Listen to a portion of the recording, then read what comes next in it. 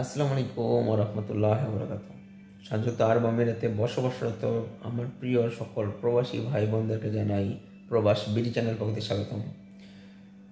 সর্বপ্রথম আল্লাহর শুকরিয়া আদায় করি, আলহামদুলিল্লাহ।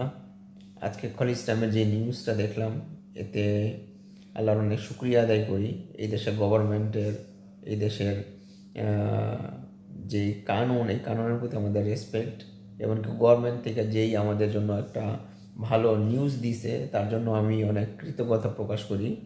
সংযুক্ত আরব আমিরাতে আমার প্রিয় অনেক প্রবাসীরা আছেন যারা আমার কাছে অনেক সময় জানতে চান যে ভিসা কবে খুলবে, ভিসা কীভাবে ট্রান্সফার করতে পারবো। তাদের জন্য আজকে খুবই গুরুত্বপূর্ণ এবং গুড নিউজ।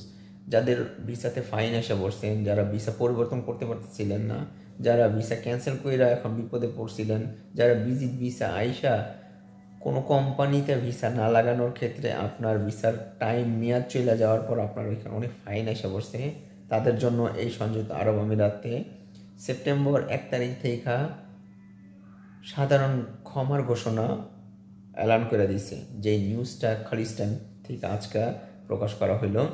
ইভেন এই নিউজের লিঙ্কটা আমি আমার এই ভিডিও ডেসক্রিপশনে দিয়ে দিব। আপনারা চাইলে নিউজে এই লিঙ্কের মাধ্যমে নিউজে যেয়ে আপনারা নিজেরাও পড়ে দেখতে পারবেন। ওইখানে সম্পূর্ণভাবে স্পষ্টভাবে সব কিছু লেখা আছে।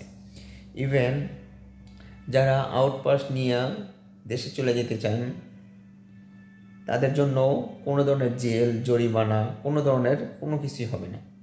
সেপ্টেম্বর 1 তারিখ থেকে আপনারা যদি আউটপাস নিতে চান, তবে আউটপাস নিয়ে আপনারা সোজা দেশে চলে যেতে পারবেন।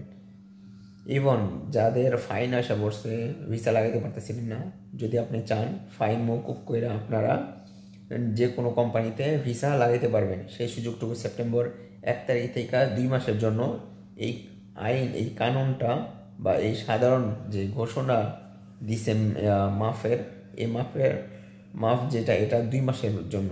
তো এই সময়ের ভিতরে আপনারা অবশ্যই করে নেবেন। এমনকি নেক্সট আপনাদের জন্য একটা ভিডিও আমি বানাবো ইনশাআল্লাহ। সেই ভিডিওর মাধ্যমে অবশ্যই আপনাদেরকে উপস্থাপন করব কোথা থেকে, কোন সেন্টার থেকে, এমনকি কীভাবে এই সম্পূর্ণ এটা করবেন, এমনকি এই প্রসেসের জন্য আপনার সর্বপ্রথম কী ডকুমেন্ট নিয়ে কোথা থেকে যে এটা করতে হবে।